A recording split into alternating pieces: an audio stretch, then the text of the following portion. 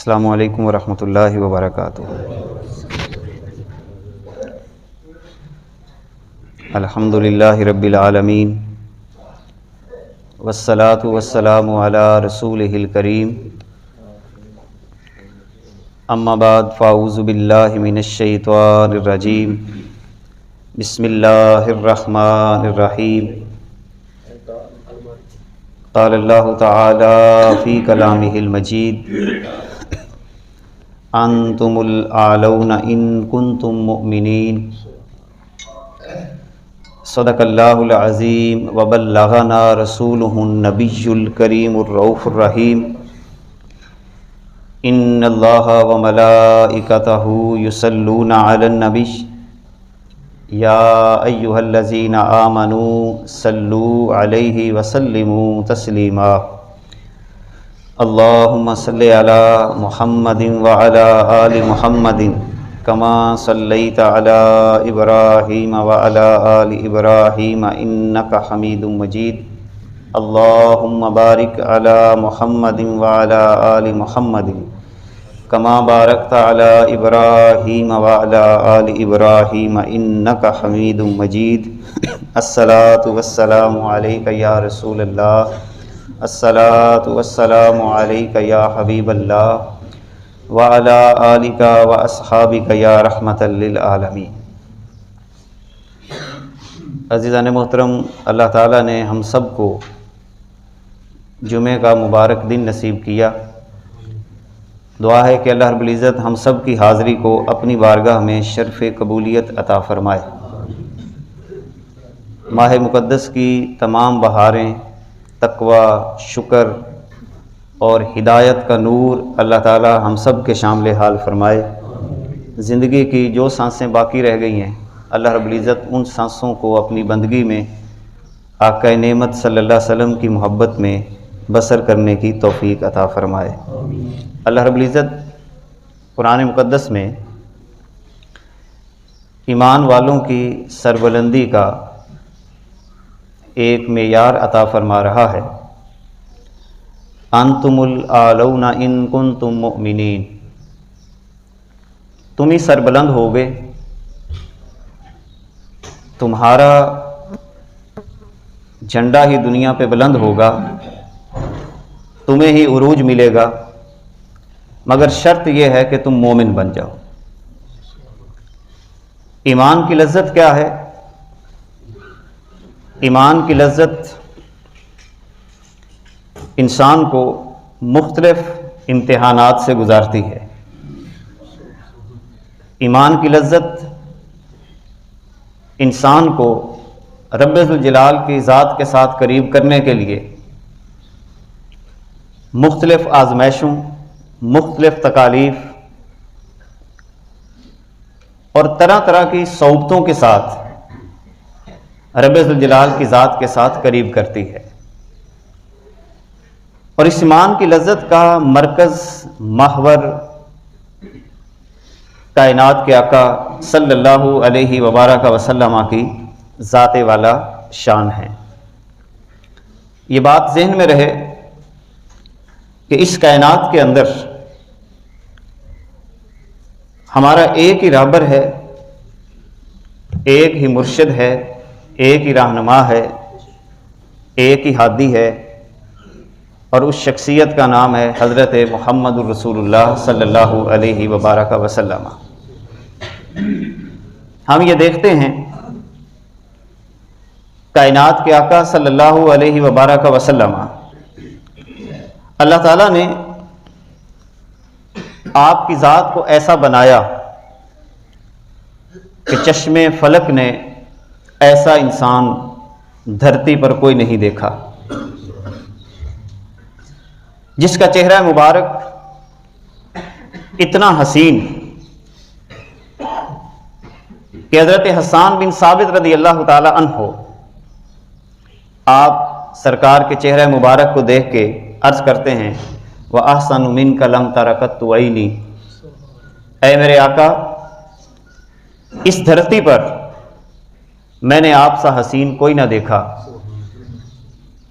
میرے آقا کی شان کیا ہے، مقام کیا ہے؟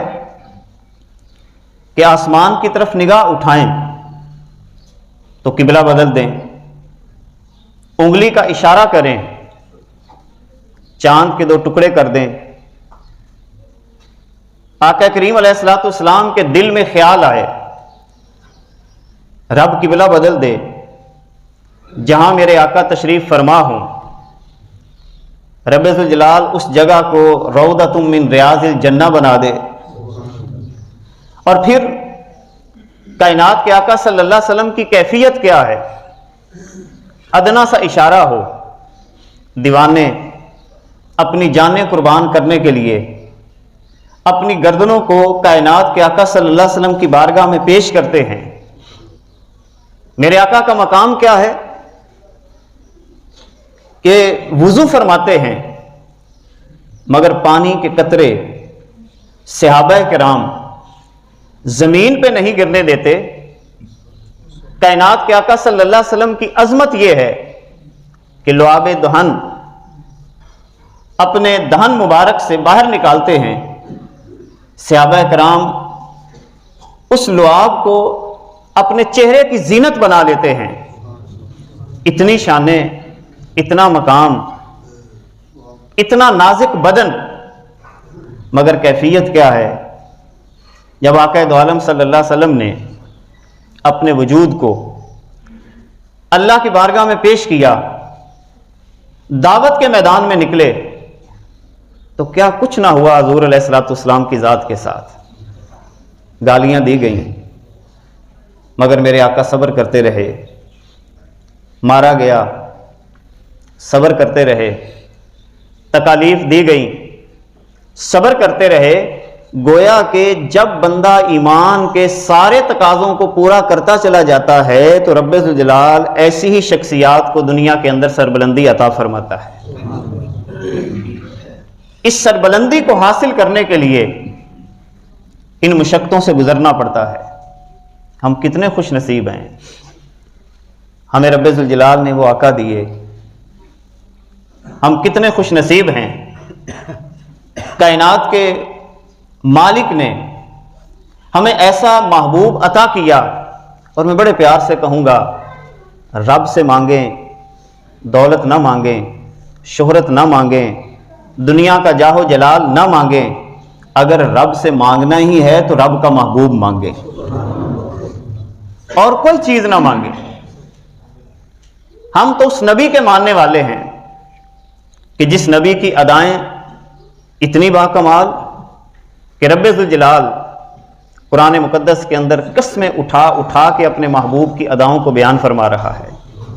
اس محبوب کے چہرے کی قسم اٹھاتا ہے، محبوب کی واللیل زلفوں کی قسم اٹھاتا ہے۔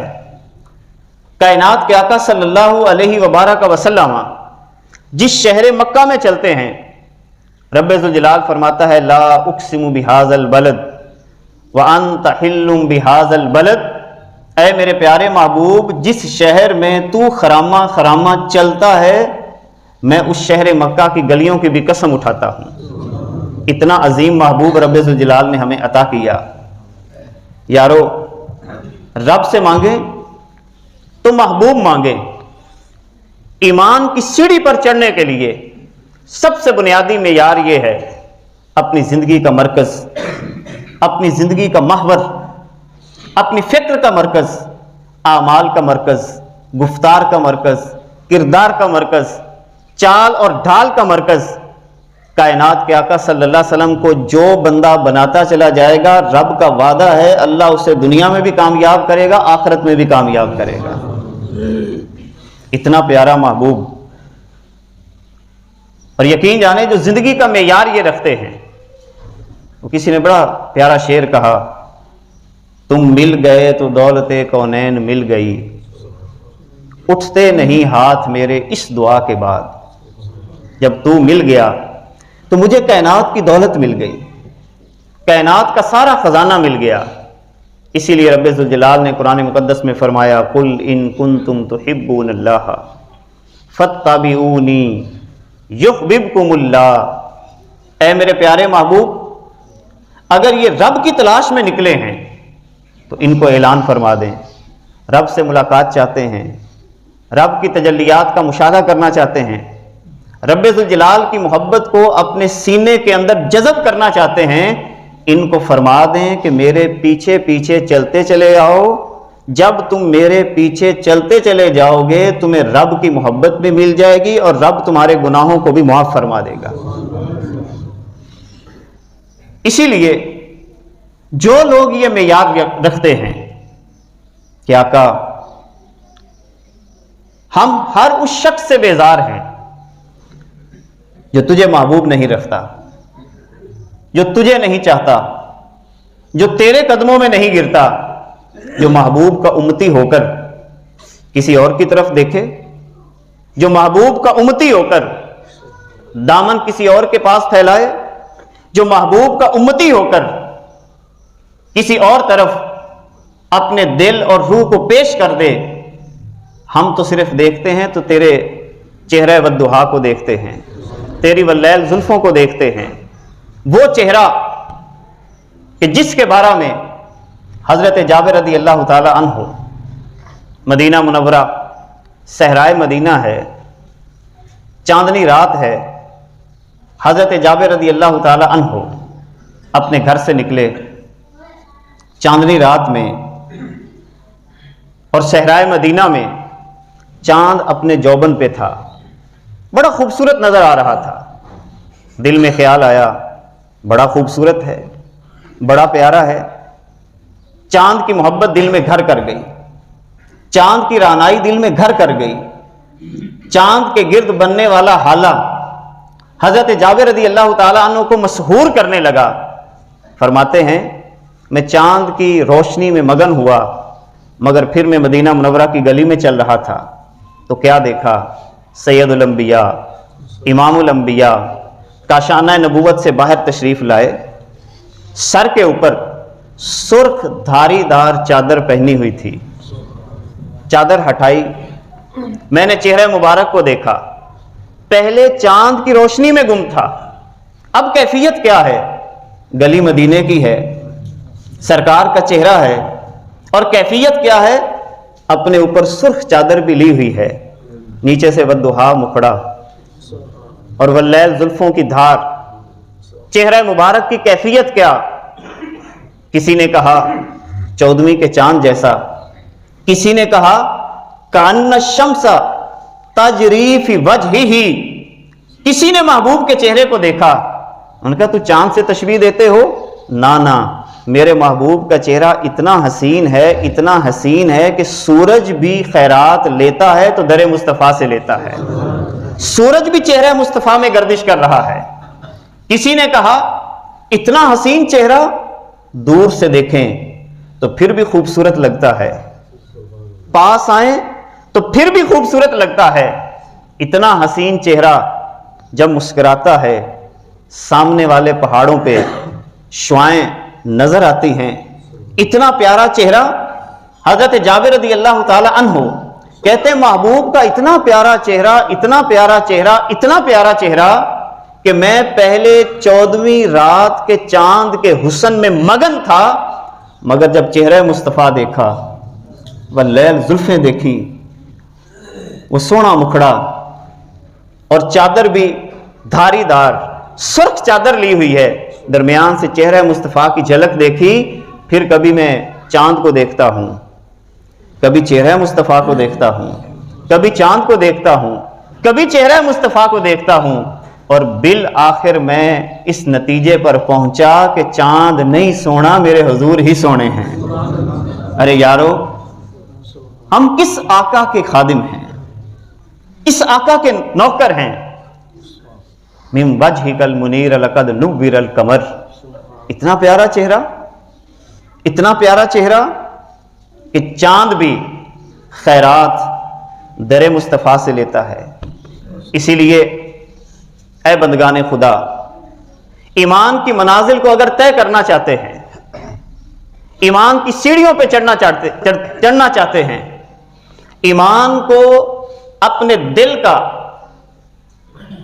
مرکز اور محور بنانا چاہتے ہیں، تو کسی اور دروازے پہ نہ جائیں، دروازہ مصطفیٰ پہ آ جائیں، در مصطفیٰ پہ آ جائیں۔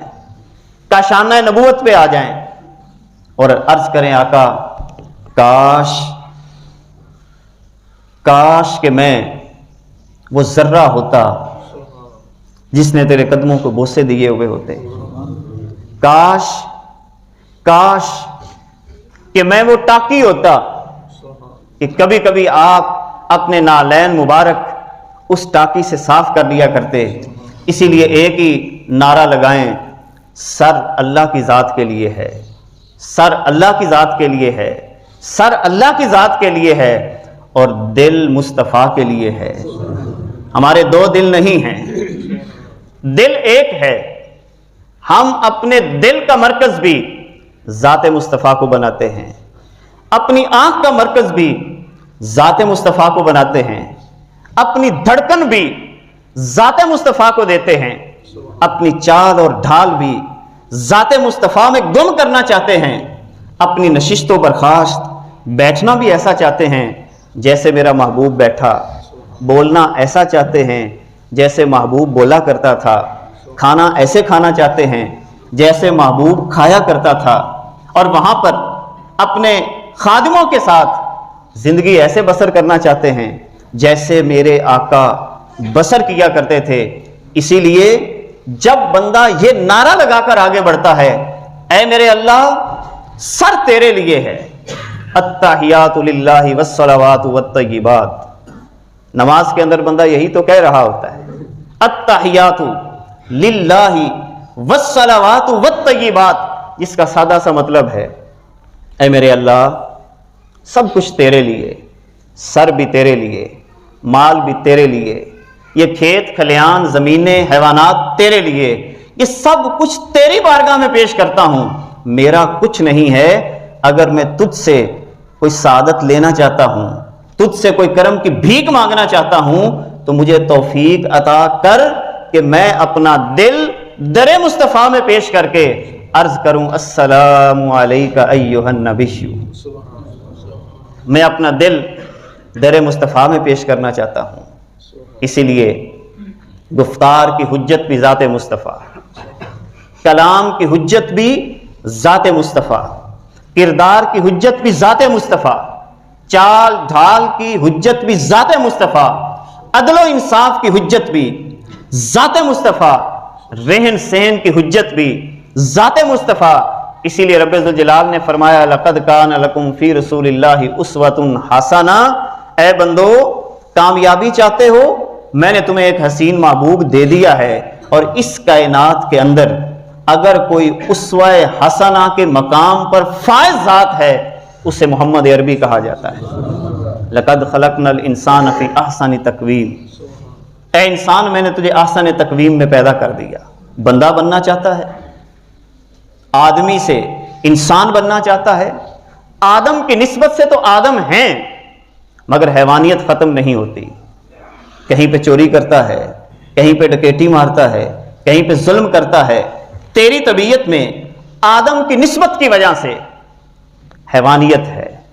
इस हैवानियत को अगर इंसानियत में बदलना चाहता है, इस हैवानियत को अगर तू फरिश्तों के सामने मसजूद मलाइका होने के मकाम पर फायद होना चाहता है, अगर इस हैवानियत को आगे बढ़ाकर तरक्की करके पॉलिश करके रब की बारगाह का मकबूल बंदा बनना चाहता है, तो फिर एक ही तरीका है, इस हैवानियत को घोल दे, इस हैवानियत को घोल दे चेहरा मुस्तफ़ा पे, इस हैवानियत को पेश कर दे कदमे मुस्तफ़ा में, इस हैवानियत को झुका दे सरकार के कदमों में, तो फिर देखना तेरी इस हैवानियत को भी उरूज इतना मिलेगा कि फरिश्ते रब की बारगाह में तेरा तज़किरा करते होंगे।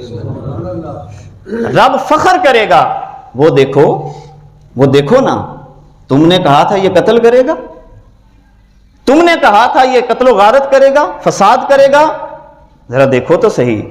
वो देखो दरे मुस्तफ़ा पे झुका हुआ है, वो देखो आंसू बहा रहा है, वो देखो ना अपनी हस्ती को मिटाकर, अपने वजूद को मिटाकर कभी तुम्हें दाता गंज बख्श अली हजवेरी की सूरत में नजर आ रहा है, ख्वाजा मोइनुद्दीन चिश्ती अजमेरी की सूरत में नजर आ रहा है, हुजूर सैयदना बाबा फरीदुद्दीन गंजे शकर رضی اللہ تعالی عنہ ان کی شکل میں نظر آ رہا ہے.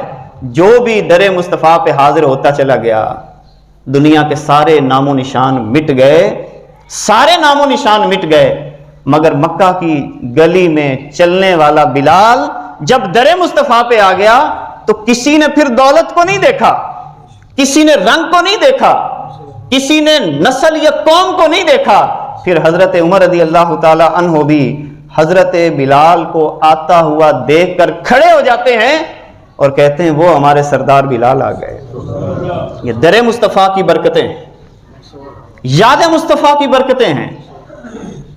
اسی لیے کائنات کے آقا صلی اللہ علیہ وبارک وسلم کی بارگاہ میں جھکنے والا بندہ، آپ کی بارگاہ میں حاضر ہونے والا بندہ پھر کسی در پہ نہیں جاتا، کسی در کی بھیک نہیں مانگتا، کسی کے قدموں میں نہیں بیٹھتا. ارے جن لوگوں نے پھر سرکار کی نوکری کی، سرکار کی خدمت کی، حضرت خدیجہ رضی اللہ تعالی عنہا کی بات یاد آ رہی ہے. کتنا حسین انداز، کتنی عظیم عورت، بات عورت کی چل پڑی، کتنی عظیم عورت. کائنات کے آقا صلی اللہ علیہ وسلم نے جب دعوت کا آغاز کیا، اللہ اکبر، باہر کائنات کے آقا صلی اللہ علیہ وسلم کے چہرے مبارک پر کوئی مٹی پھینک رہا ہے، کوئی گالیاں دے رہا ہے، کوئی برا بھلا کہہ رہا ہے. ایک دن تو کسی نے حضور علیہ الصلوۃ والسلام کے چہرہ مبارک پر کوئی ضرب لگا دی، خون دسنے لگا. گھر آتے ہیں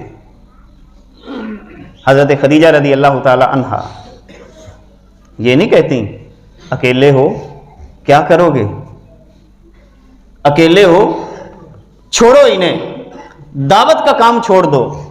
وہ عظیم عورت جس نے اپنے شوہر کو حوصلہ دیا، دوپٹہ اتارتی ہیں، اتار کر اس کی ٹاکی بناتی ہیں، اپنے شوہر کے جسم پہ مرہم رکھتی ہیں، گرد و غبار کو صاف کرتی ہیں، تھکاوٹ کو دور کرتی ہیں اور پیار سے عرض کرتی ہیں محبوب پریشان نہ ہونا، لا یخزیک اللہ ابدا. اللہ کی قسم اٹھا کر کہتی ہوں آپ کا اللہ آپ کو کبھی رسوا نہیں کرے گا. آپ تو صلہ رحمی کرنے والے، محبتیں بانٹنے والے، آپ کی ادائیں اتنی پیاری کہ گالیاں دینے والوں کو بھی محبت کی نگاہ سے دیکھتے ہیں، ظلم کرنے والوں کو بھی ہاتھ اٹھا اٹھا کر دعا دیتے ہیں. اللہ کی بارگاہ میں عرض کریں کاش کہ ہم اس دور میں حضرت خدیجہ کی اس دوپٹے کی ٹاکی ہی ہوتے جو سرکار دو عالم صلی اللہ علیہ وسلم کے قدموں سے مس ہو جاتے. ارے وہ خواتین، حضرت فاطمہ رضی اللہ تعالی عنہا سلام اللہ علیہا، کیا کمال انداز ہے. آقا باہر نکلے، کائنات کے آقا صلی اللہ علیہ وسلم صحن حرم میں نماز پڑھ رہے ہیں. ابو جہل نے دیکھا محمد نماز پڑھ رہا ہے، شرارت کی، کسی کو کہا کہ جلدی جلدی جاؤ، ابھی کہیں پر کسی اونٹ کی اوجری پڑی ہو، تازہ اوجری، اس کو اٹھا کے لاؤ. اوجری منگوائی اس نے. کائنات کے آقا نماز ادا فرما رہے، سر سجدے میں گیا، اتنی بھاری اوجری، اللہ اکبر، اتنی بھاری اوجری میرے آقا کے پشت مبارک کے اوپر اس نے رکھ دی. سرکار نے سر نہیں اٹھایا، سر سجدے میں ہے، سجدے میں ہے. کسی نے بتایا حضرت فاطمہ کو، چھوٹی سی تھی، بیٹی تو پھر بیٹی ہوتی ہے، چھوٹی سی تھی، تیرے بابا کی پشت پہ انہوں نے اوجری رکھ دی ہے. دوڑتی ہوئی آئیں، دوڑتی ہوئی آئیں، اوجری ہٹائی، اپنے بابا کو صاف کیا، اپنے دوپٹے سے چہرہ مبارک کو صاف کیا، ہاتھ اٹھا دیے، اللہ میرے بابا تو کسی کو کچھ نہیں کہتے، یہ تو دعائیں دینے والے ہیں. اے اللہ جو جو میرے بابا پہ ظلم کر رہا ہے، جو جو میرے بابا کو ستا رہا ہے، اے اللہ ان کو ہلاک کر دے، اے اللہ ان کو تباہ کر دے. پھر تاریخ نے دیکھا بدر کا مقام، حضرت فاطمہ رضی اللہ تعالی عنہا اپنے اس معصوم لہجے میں جو اپنے رب سے بات کر رہی تھی، اپنے بابا کے حق میں اللہ سے مانگ رہی تھی، اے میرے اللہ، میرے بابا تو کسی کو کچھ نہیں کہتے، ان کو کیوں ستایا جا رہا ہے؟ اے اللہ ستانے والوں کو ہلاک کر دے، اے اللہ ستانے والوں کو تباہ کر دے۔ پھر بدر میں عالم نے منظر دیکھا، جن جن لوگوں نے میرے آقا کو ستایا تھا سارے جہنم واصل ہوتے چلے گئے۔ بات جب اس انداز میں آگے بڑھتی ہے، یقین جانیں لوگوں نے کہا اے محمد اکیلے ہو، کیا کرو گے؟ ظالم زیادہ ہیں، تیرے مشن کے اندر رکاوٹ بننے والے زیادہ ہیں، کیا کرو گے؟ ان نادانوں کو کیا پتا اکیلا کون ہوتا ہے، تنہا کون ہوتا ہے۔ اکیلا تو وہ ہو جس کے ساتھ رب نہ ہو، اکیلا تو وہ ہے وہ فوج لے کر آ جائے، رب نہیں ہے، اکیلا ہے۔ اکیلا وہ ہے جس کے پاس دولت کے انبار ہوں، رب کی رحمت نہ ہو، تنہا ہے۔ جس کے پاس عہدہ ہو، جلال ہو، زمینیں ہوں، جائیدادیں ہوں، عہدے ہوں، مگر رب ناراض ہے، رب اس کے ساتھ نہیں ہے، محمد عربی صلی اللہ علیہ وبارک وسلم کی نظر عنایت نہیں ہے، اکیلا تو وہ ہے۔ یقین جانیں حضرت موسیٰ علیہ السلام نے جب وہاں پر دریا کے اوپر کھڑے ہو کر ایک جملہ کہا تھا، آگے دریا بہہ رہا ہے، پیچھے سے فوجیں فرعون کی آ رہی ہیں، موسیٰ علیہ السلام کی قوم نے کہا اے موسیٰ یہ کیا ہو گیا؟ پیچھے فوجیں ہیں، آگے دریا ہے، کیا ہوگا؟ انتہائی اطمینان کے ساتھ حضرت موسیٰ علیہ السلام نے ایک جملہ بولا، پریشان کیوں ہوتے ہو، میرا رب ہے نا میرے ساتھ۔ جس کے ساتھ رب ہو وہ اکیلا نہیں ہوتا، جس کے ساتھ رب ہو وہ اکیلا نہیں ہوتا۔ ارے وہ محبوب جو اللہ تعالیٰ نے ہمیں عطا کیا، اتنا پیارا محبوب، اللہ اکبر، اللہ نے تو ان مقدس بستیوں کو بھی کمال عطا کر دیا، ان بستیوں کو بھی کمال عطا کر دیا جن بستیوں نے میرے آقا کی زیارت کی۔ والتین والزیتون وطور سینین وہذا البلد الامین، اتنا عظیم محبوب، لا اقسم بہذا البلد، اتنا عظیم محبوب کہ جس راستے سے چلتا ہے۔ الجامع الصحیح البخاری، کائنات کے آقا فرماتے ہیں مجھے وہ وقت یاد ہے، ابھی اعلان نبوت بھی نہیں ہوا تھا، میں مکے کی گلیوں میں چلتا تھا، جس جگہ سے گزرتا مکے کے پہاڑ، وہاں پر پڑے ہوئے ذرے، چھوٹے چھوٹے پتھروں کے ٹکڑے، میں جس راستے سے گزرتا تھا وہ سارے پتھر مجھ محمد کو سلام محبت پیش کیا کرتے تھے۔ اتنے عظیم آقا۔ اسی لیے بات عورت کی ہو رہی ہے، واہ انس کی اماں تیرے بھی کیا کہنے۔ حضور مدینے میں تشریف لائے، ہر انصاری نے اپنی اپنی بساط کے مطابق تحفہ پیش کیا، اپنی اپنی بساط کے مطابق تحفہ پیش کیا۔ حضرت انس کی والدہ اس وقت حضرت انس 10 سال کے تھے، کبھی کبھی سرکار دو عالم صلی اللہ علیہ وسلم کو دودھ اور پانی بھیجا کرتی تھی۔ ایک دن سرکار دو عالم صلی اللہ علیہ وسلم تشریف فرما ہے، ننھا سا بچہ انس ہاتھ پکڑا ہوا سرکار کی بارگاہ میں پیش کر دیا۔ وارے اماں، کتنی عظیم اماں تھی تو، اور خود حضرت انس کہتے ہیں میری اماں بڑی سیانی تھی، یہ خود اس روایت کے راوی، میری اماں بڑی سیانی تھی، بڑی سیانی تھی کہ اس نے مجھے سرکار کو پیش کر دیا، میری اماں بڑی سیانی تھی۔ اللہ اکبر۔ حضرت انس رضی اللہ تعالیٰ عنہ کہتے ہیں میری اماں نے کہا آقا کسی نے آپ کو کوئی تحفہ دیا، کسی نے آپ کو، میں تو ہوں بھی بیوہ، میرا تو شوہر بھی نہیں ہے، بچہ یتیم ہے، اس کائنات کے اندر اگر میری کوئی دولت ہے تو یہ بچہ ہے، میں آپ کی بارگاہ میں اسے پیش کرتی ہوں اور تو کچھ نہیں میرے پاس. جب ماؤں کی ادائیں یہ بن جائے اپنی قیمتی چیز حضور کے قدموں میں پیش کر. آج بھی اگر مائیں یہی انداز اپنا لیں, اللہ امام بخاری کی اماں نے بھی یہی انداز اپنایا, اللہ قبول کر لے, قبول کر لے. ایسی قبولیت ہوئی ہر جگہ پہ بخاری بخاری ہو رہی ہے. خواجہ معین الدین چشتی اجمیری کی اماں جان نے یہی انداز اپنایا, ہر جگہ پر اجمیر اجمیر ہو رہی ہے. حضور سیدنا بابا فرید الدین گنج شکر رضی اللہ تعالیٰ عنہ کی اماں نے یہی انداز اپنایا, ہر جگہ پہ فرید فرید ہو رہی ہے. تاریخ اٹھا کر دیکھیں, جن ماؤں نے اپنے لالوں کو, اپنے لختے جگر کو وہاں پر سرکار کی بارگاہ میں پیش کر دیا, دین کے لیے پیش کر دیا, آج اگر دنیا سکون حاصل کرتی ہے تو ان کا نام لے کر حاصل کرتی ہے. حضرت انس رضی اللہ تعالیٰ عنہ کہتے ہیں پھر میں نے 10 سال سرکار کی بارگاہ میں گزارے اور میں تقریباً 21 سال کا تھا کہ سرکار کا وصال ہوا. اسی لیے جب دین کا کام کرتے ہوئے کوئی ملال آ جائے, مدینے والے آقا کو دیکھ لینا, مدینے والے آقا کو دیکھ لینا.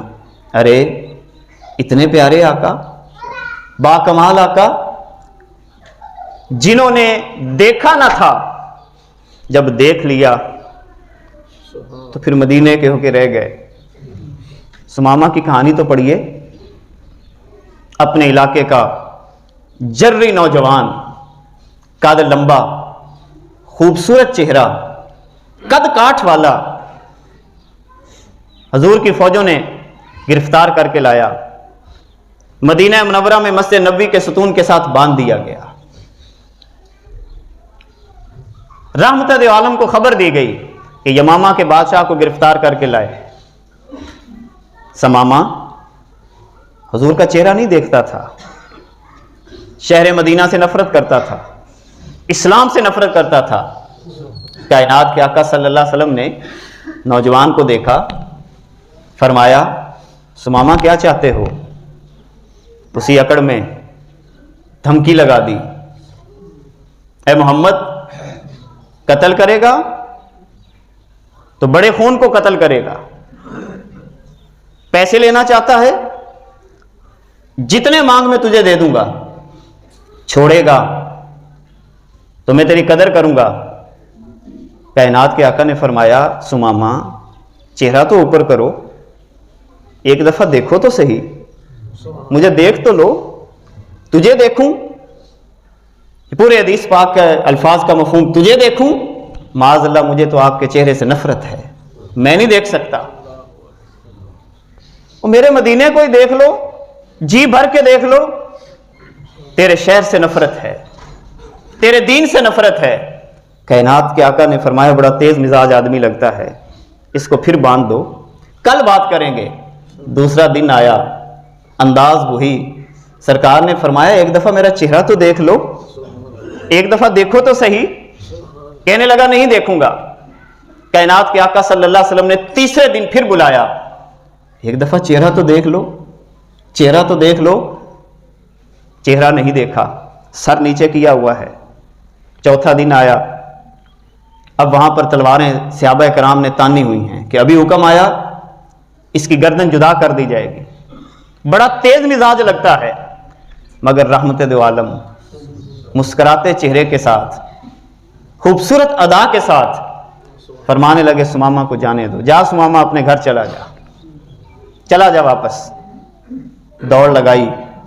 مورخین کہتے ہیں دوڑ تو لگ رہی تھی مگر دل پیچھے کی طرف بھاگ رہا تھا. دل میں خیال آیا ایک دفعہ دیکھ تو لوں,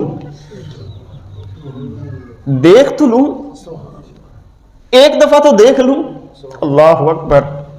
پیچھے مڑا, چہرے مبارک کو دیکھا تو پھر دل کیا روح بھی پیش کر دی, دل کیا جسم بھی پیش کر دیا, اور عرض کرنے لگا سنیا جب سے آپ کا چہرہ نہیں دیکھا تھا. الجامع صحیح البخاری کے الفاظ, قسم اٹھا کر کہتا ہوں جب چہرہ نہیں دیکھا تھا نفرت کرتا تھا میں, مگر اب خدا کی قسم اٹھا کر کہتا ہوں اس کائنات کے اندر اگر حسین چہرہ ہے تو وہ چہرہ مصطفیٰ ہے۔ ارے یارو آؤ، در مصطفیٰ پہ آ جاؤ، در مصطفیٰ پہ آ جاؤ، اور جو اس چہرے کو دیکھ کر بھی کسی اور طرف بھاگے، اس کا تذکرہ سن کر بھی کسی اور طرف بھاگے، اس سے اعلان بیزاری کیا کرو۔ ہمیں کسی ایسے بندے کی ضرورت نہیں جو آقا کا نہیں، جو آقا کے قدموں کا نہیں، جو آقا کے والضحیٰ مکھڑے کا دیوانہ نہیں، واللیل زلفوں کا دیوانہ نہیں۔ ارے میرے آقا کی ادائیں تو اتنی پیاری کہ جو آیا اشارہ مصطفیٰ پہ بکتا چلا گیا۔ آج اگر ہم محاسبہ کریں، رمضان المقدس کا مہینہ ہے، محاسبے کا مہینہ ہے، ہم کہاں پہ کھڑے ہیں؟ کسی نے کہا ابھی تو جھوٹ بکتا ہے، ابھی تو جھوٹ بکتا ہے بازاروں میں، اداروں میں۔ آقا سے دور ہو گئے نا، ابھی تو جھوٹ بکتا ہے بازاروں میں، اداروں میں، سفارش اور رشوت ہے تو ہوگا کام اشاروں میں۔ ابھی تو 100 روپے کی چیز بکتی ہے ہزاروں میں۔ کبھی ہم بے زبانوں کو ستاتے ہیں، رلاتے ہیں، کبھی سڑکوں پہ چلاتے ہوئے عہدے بتاتے ہیں، گرا کر جھونپڑی مسکین کی کوٹھی بناتے ہیں، نفع اور نقصان کی گنتی اور پھر رب کو مناتے ہیں، نفع اور نقصان کی گنتی اور پھر رب کو مناتے ہیں۔ بقا کی جنگ لڑتا ہے کوئی ہے محو عیاشی، ڈرو اس دن سے جس دن رہ جائے گی فنا باقی۔ تمہیں معلوم ہے جب بے گناہ کا خون گرتا ہے تو اوپر عرش ہلتا ہے۔ تمہیں معلوم ہے جب بے گناہ کا خون گرتا ہے تو اوپر عرش ہلتا ہے۔ ابھی بھی ڈر نہیں لگتا یہ قبرستان کو اب بھی اپنا تو گھر نہیں سمجھتا؟ ابھی بھی ڈر نہیں لگتا یہ قبرستان تم کو اب بھی اپنا گھر نہیں لگتا؟ فقط ایک حادثہ ہوگا، وبا آئے گی یا کوئی اور، خدا ہم کو دکھا دے گا کہ تم ایک بھربھری مٹی کے سوا کچھ نہیں ہے انسان، تیری اوقات ہی کیا ہے، بالآخر لوٹ جانا ہے۔ چلو رب کو منا لے، اب گرے سجدے میں، چلو رب کو منا لیں، اب گرے سجدے میں، معافی مانگ لیں، آنسو بہا لیں، خدا ناراض ہے شاید، خدا ناراض ہے شاید۔ اس لیے بندگان خدا اس ماہ مقدس میں اپنا محاسبہ کرتے ہوئے، دل ہے تو اس دل کا مکین صرف ایک ہے، اس کے علاوہ دل میں کسی شے کو نہ بسانا، اور وہ صرف آقا دو عالم صلی اللہ علیہ وسلم کی ذات والا شان ہے۔ جب اس در کے ہو جاؤ گے، در خدا بھی ملے گا، دنیا بھی دیوانی ہوگی، کائنات کی ساری وسعتیں اللہ تمہارے قدموں پہ سمیٹ دے گا۔ اللہ تعالی ہم سب کی حاضری کو شرف قبولیت عطا فرمائے۔ وآخر دعوانا الحمدللہ رب العالمین۔